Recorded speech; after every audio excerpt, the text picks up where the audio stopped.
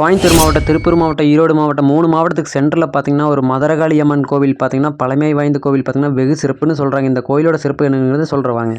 இந்த மதுரகாளி அம்மனோட வேண்டுதல் பார்த்தீங்கன்னா, இந்த சுட்டு வட்டார பக்கத்தில விளையிற விவசாய பொருள் எல்லாமே மார்க்கெட்டுக்கு போறதுக்கு முன்னாடி இந்த மதுரகாளி அம்மன் கோயிலுக்கு கொண்டு வந்து படைச்சிட்டு தாங்க வியாபாரத்துக்கே போவாங்களாமாங்க. வண்டி வாகனம் வச்சு கஷ்டப்படுற நண்பர்களாக இருந்தால் உங்களுக்காக தான் இந்த வீடியோ ஸ்கிப் பண்ணாமல் பாருங்கள். கோயம்புத்தூர் டு சத்தியமங்கல சாலையில் பார்த்தீங்கன்னா இந்த மருதகாளி அம்மன் லொக்கேட் ஆகிருக்காங்க. இந்த ரோட்டில் ஒரு வண்டியும் கூட பார்த்தீங்கன்னா நிற்காம போகாதுங்க. ஏன்னு கேட்டிங்கன்னா இந்த கோயிலை நிறுத்தி வண்டியை நிறுத்தி ஒரு பூஜை போட்டு போனால் வண்டி நல்லபடியாக போயிட்டு வருங்கன்னு சொல்கிறாங்க. வெகு சிறப்பாக இருக்குங்க. மறக்காமல் இந்த மருதகாளி அம்மன் கோயிலுக்கு போய் உங்களோட டெம்போ பஸ் இருந்துச்சுன்னா மறக்காமல் உங்களோட வண்டியை நிறுத்தி ஒரு பூஜை போட்டு வாங்க.